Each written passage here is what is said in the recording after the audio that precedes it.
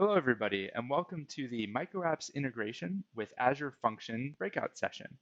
My name is Alan, and today I'll be walking you through how to create an Azure function to wrap a legacy API that doesn't use REST or JSON. Then we'll go to Microapps and integrate with that Azure function so we can ultimately get that legacy API into Microapps, into your Citrix workspace without ever having to deploy a server or do anything nitty gritty like that. So first, let's look at what legacy API I want to be wrapping here. At Citrix in Fort Lauderdale, we have a cafe that's on site, and that cafe has a daily special. Now, unfortunately, right now our cafe is closed because of the coronavirus. But luckily, I cached one of the menus that we had a few weeks ago. So you can see here there's a prepared special, and on this day it happened to be barbecue chicken or baby back ribs, which sounds pretty good.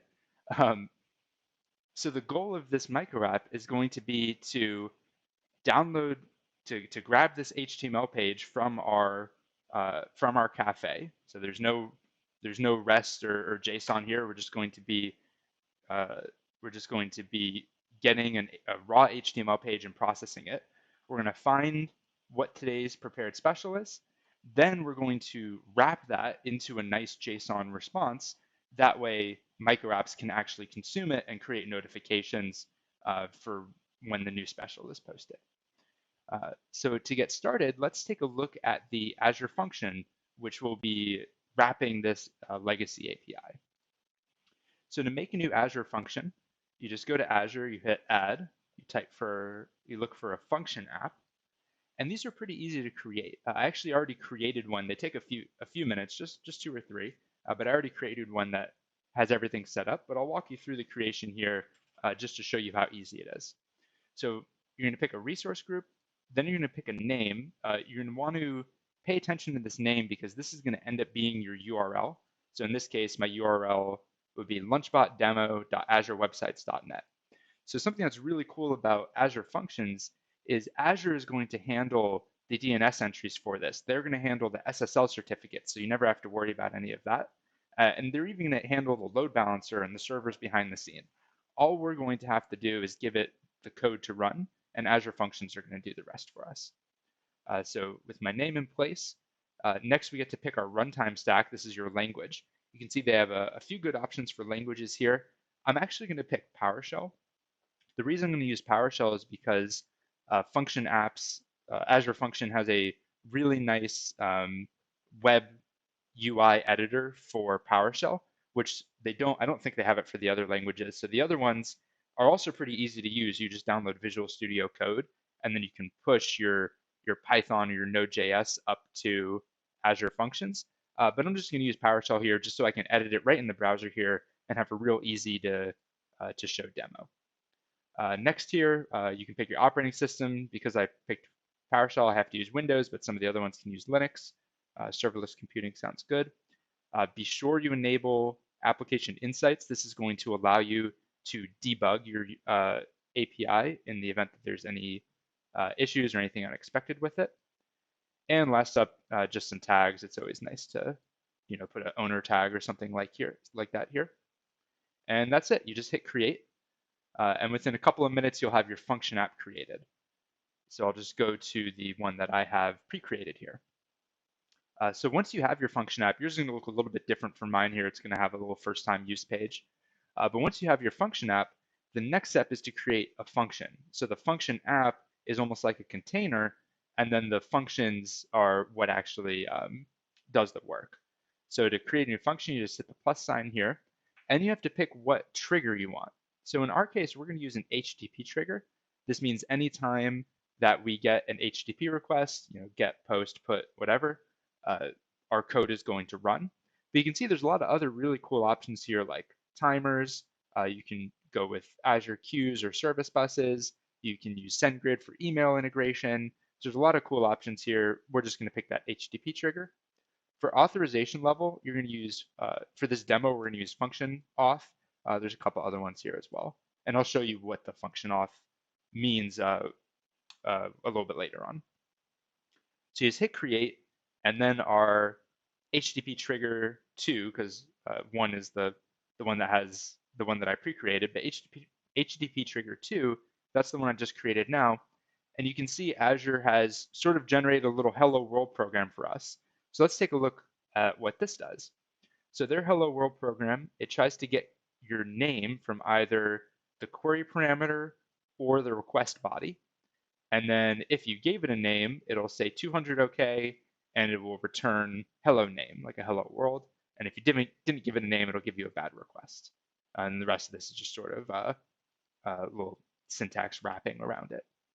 So the Azure Functions, they give you a little tester that you can use here. So I'm going to do a post with my name, and we'll hit run. And this will actually call that HTTP. It'll make the HTTP call, which will trigger this code to run. And you can see here's the output. Hello, Alan, hello name. So now I can actually edit this code. So we'll say hello world name. I could hit save and run. And we can see how quickly Azure Functions can take the code that I just modified, push it down to the underlying servers, and then hit it and get the updated response here. So it's really nice. I didn't have to do a git push. I didn't have to do anything. All I had to do was hit save, and Azure Functions handled the rest here. So that's really nice, really easy. So let's take a look at the code that I wrote to wrap this this special here, to find the special within our menu page. So I don't want to get too deep into the code because I wrote it really quickly. But normally it would go to our menu page. It's a PHP page. We would sort of hit that page with a post in order to get the actual menu. As you can see, because our cafe is closed right now, I have sort of a cached menu that I just uploaded to the function. I just added the menu here. So this is that cached menu. But either way, whether we go through a real HTTP request or the cached menu, either way, we get the data, we get this HTML page. Oops. And then from there, I'm doing some really hacky HTML parsing. I'm sure there's much better ways to do this, but I'm just finding the specials. And then once I find them, I'm saving the price, I'm saving the name, I'm saving the description, and then I'm generating an ID for the special, which I'm just going to make the current date time so that it's unique. We'll come back to that later. That might be important later on. And then I'm returning a PowerShell hash table with the specials. And then if the incoming request is a get, then I call that function that I just described, and we just convert the result to JSON. That way we can have a nice output. You can also see I have a function here to order the special. So in order to order a special, normally we would do a post request to our backend server. I didn't want to actually expose what that post request would look like for fear of somebody DDoSing our Citrix cafe. So instead, I'm using this website here called webhook.site. And all this website does is it gives you this unique URL, and then any HTTP request that goes to this URL will appear here as sort of like a debugger. So I can, for example, do a GET request right here in my web browser. Nothing shows up. But then if I come back to my debugger here, I can see, look, there was a GET request, and it came from my user agent and everything like that. So we're going to be able to use this webhook.site to sort of simulate integrating with a backend system that would take the order. So in order to create an order, we're going to do a post, and then I'm expecting the email and then that ID of the special that are in the body, and then we're just going to turn around and post that email and special ID right back to this webhook.site or whatever the actual integration would be. Cool, so let's go ahead and test this. So if I look at the get message, no body on that, this should just return the daily special, should be those barbecue ribs. And there we go. You can see we've got the name, we've got a nice description, that unique ID generated by the current timestamp, and the price. And then let's try to simulate ordering that special. So I need to grab this ID. I'm going to switch the HTTP to post, and I'll run it.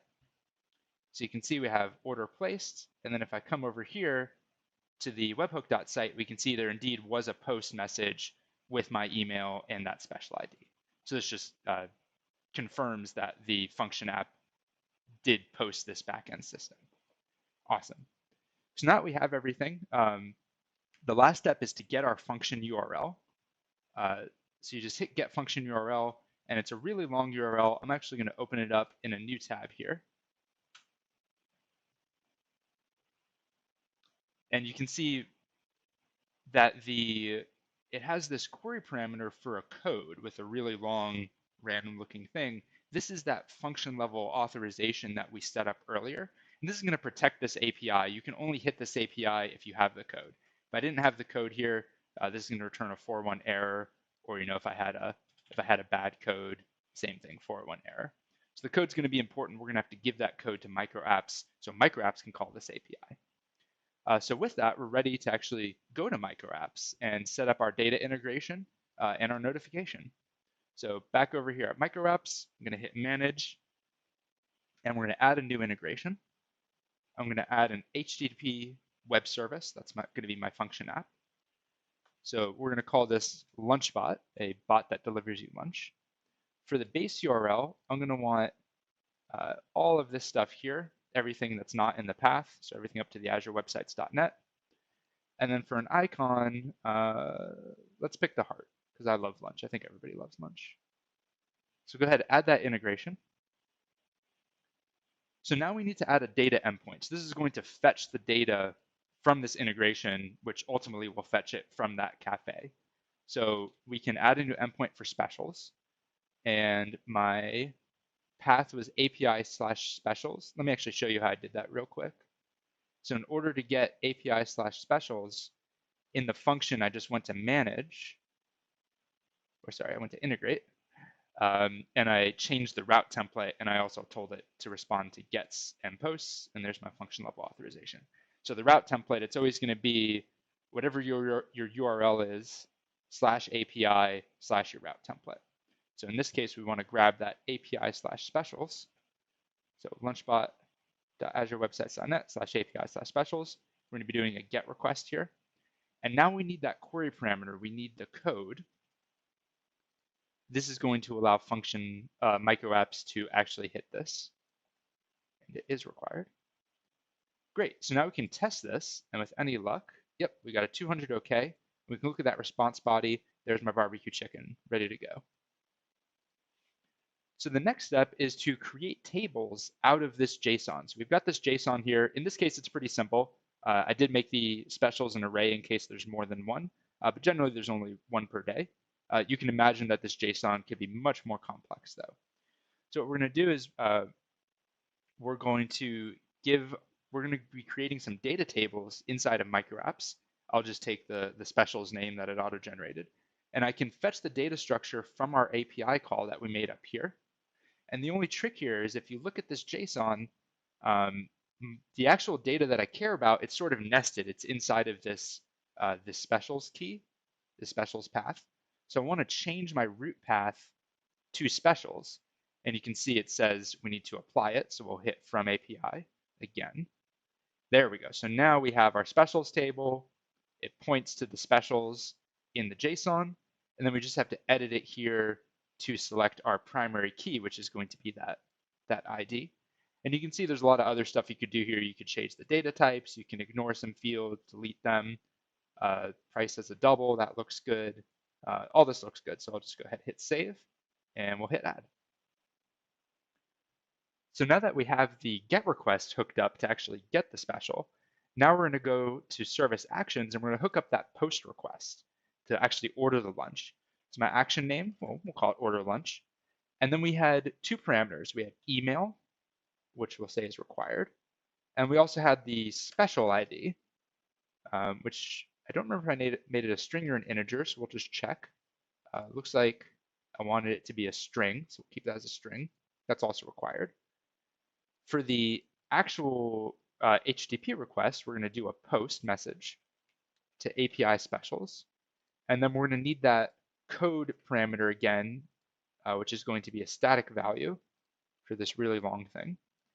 So the code, that's that function level authorization code. So go ahead and add that action.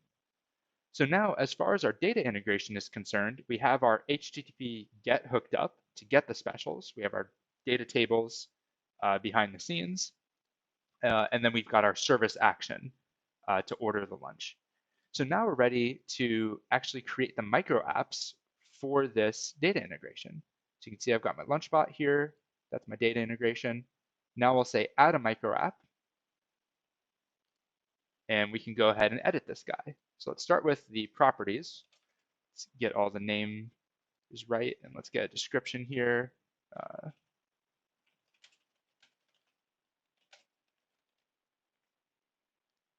Spell things correctly. That's not how you spell that. Whoop. There we go. All right, we'll using different terminology. Let's get our heart icon again, and we'll hit save.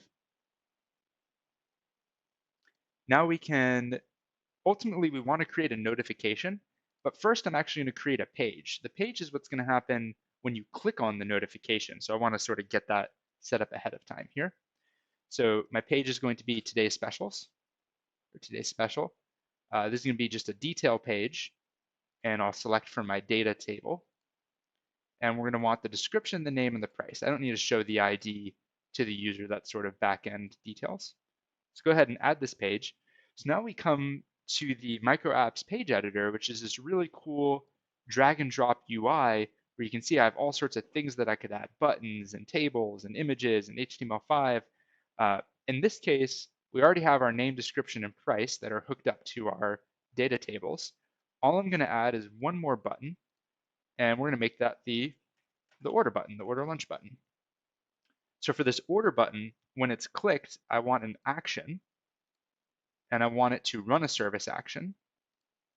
I want it to run a lunchbot service action, specifically the order lunch. And also I want it to be the page action button. That's going to put it at the bottom of the page, which you'll see a little bit later. So if you remember, that order lunch API needed two parameters, email and special ID. So we're going to have to add those here. So first we're going to get the email. The value is going to be the user email, one of these special values that Microapps provides us. Then we also need the special ID. This one's going to be a column value for the specials.id column. This is from that data table. So with those two set, that's all it takes. And now we've got our order lunch button. We can also preview this just to see what it'll look like in Workspace. So you can see I've got my name, description, price, and an order lunch button, which doesn't work, doesn't work in this little preview panel. Great, so now that I've got the page, now we can go back, we can actually make that notification what I really wanted here. So again, the event, today's special. I'm going to trigger this whenever there's a new record, and we're going to go from that specials table. So check interval, I'm going to want to do it after the lunchbot data sync, which we'll go set the data sync as soon as we're done with this. I forgot to do that step. I want to notify all subscribers that there's a new special. Everybody wants to know it. For the card title, we'll just do today's special. For the card body, here we can actually insert some variables from our tables. So we can take our name, we can add the description, and we can add the price. And the price, I'm just going to format that as a decimal. That way it truncates to 2 decimal places. So we get that the price here, and we can even input $sign in front of that just to show that that is indeed the price. Then for the action, we're going to want to use that today's special page. That means when you click this, you're going to get to that page that we just previewed. And we're also going to want the order lunch button. That way, they don't actually have to click onto the page. They can just order lunch right from their workspace feed, which will be really cool.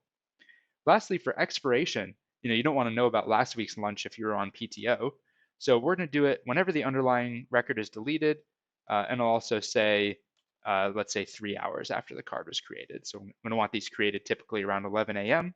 So by 2 p.m., everybody probably should have had lunch by then, so we can go ahead and delete it. So that's all it takes. We've got our notification. So the last steps are to set the synchronization and also subscribers. So for synchronization, you can see there was a synchronization when we were testing things out. We're going to want to do a synchronization for testing here. I'm going to make it do a synchronization every single minute. If you remember back in the code here, I actually told the ID to be the current date, which includes the minute and the second. So we're going to get a new ID every time we hit this API. That's going to generate a new notification. So that's going to be really useful for sort of testing and debugging this. Usually I'm going to want this to run hourly though, and just be sure that my integration only returns data, maybe between 11 o'clock and 2 o'clock. And I want to fix it so the ID is actually just the current year, month, and day. I don't want to actually do the hour or the minute. That way we only get one notification per day. We certainly don't want to spam people.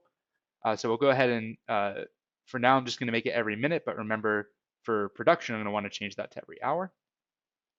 And then for subscribers, here you're going to say who gets this application, who gets these notifications. So in my case, I'm going to want everybody who's in the Fort Lauderdale office for the production app, which we have an Azure group, an Azure AD group to do that with. But for this demo, I'm just going to do myself, which I guess my demo name today is Crouching Honeybee. So let's go ahead and search that. And I should show up. There I am, Crouching Honeybee. So I will be the sole subscriber for now while I test things out. And then if everything goes well, we'll open this up. We'll set the synchronization so that it's once an hour, and we'll set the subscribers to everybody. So you can see I just had a synchronization here, and I'm gonna force a couple more just to be sure that I get those notifications for the demo. So you can do a force sync here. You can even look at the HTTP logs of the synchronization, so you can see, we got a 200 OK, everything was good. So now if I come over to Citrix Workspace and I refresh, I should see quite a few notifications actually. I'll give it another minute. Might take a minute. Here we go. So took a minute or two, but a couple of those notifications came in. A few more should be coming in as Microapps processes it. So the last test here is, does this order lunch button work? Well, let's see. I'm going to hit order lunch. Oh, wasn't able to process it. How about this one? Also not able to process it. So that's going to be some debugging that I'm going to have to do to figure out why the order lunch button didn't work. So let's go ahead. Let's try to do that live. So if I look at my Microapp, let's see, we had the email, we had the special ID, and what we're concerned with here is the service action. And I'm just going to make sure we've got the email and the special ID. Oh, I got the parameters, but I never actually used them. So we have the query parameter for the code, but we also need the body. We need the request body here. So I forgot to do that. So for the body, we're just going to do some JSON. And actually, I want to just copy it right from here so I don't make any spelling errors. But here, we're going to want to be sure that we insert those parameters. There we go. So we're going to want that email parameter. And we're going to want that special ID parameter. And then email special ID. Okay, so hopefully that works. So we'll save it here. I shouldn't have to modify anything else with my pages. I will have to wait for another notification to come. Looks like we got one here. No, that one wasn't able to work either. Maybe I'll try to trigger one more notification. This live debugging is important. This is the sorts of issues that you'll hit when you try to integrate these things together. The next step will be to look at the LunchBot, the Azure function debugging. Try it again. No, it's still not working. All right, so let's see if we can look at the monitor here. So this is inside of the Azure Functions. This is that application insights. And we should see a few errors. This does run a few minutes behind, so we might not have it yet. Looks like it's not here yet, so I'll stall for a couple minutes, or maybe I'll skip the video ahead. In the meantime, I'm just going to check that I got the parameters right on this actions again. Have a body, JSON, got email.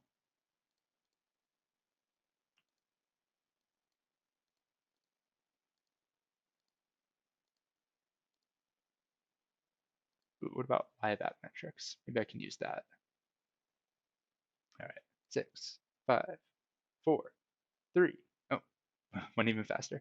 All right, so let's try to trigger this again. Here's our integration, keeps chugging away. Oh, hey, looks like it's working now. Okay, so maybe it just needed, not sure why it's working sometimes, not working other times, but it did work at least once. So let's see if it can come all the way through to the webhook.site. And indeed it did. So you can see finally we've got my email. We had that special ID, which I'm going to trust that's the ID from whatever timestamp that notification was. Maybe I can't order on older notifications, so maybe having a bunch of notifications piled up is causing some issues. That might be the problem. But at any rate, we did get it to work.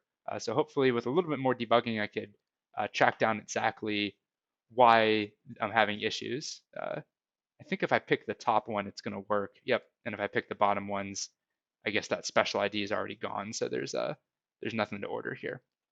But that's all there is to it. So to summarize, we took a legacy application, in this case, this menu from my local cafe, my on-campus cafe.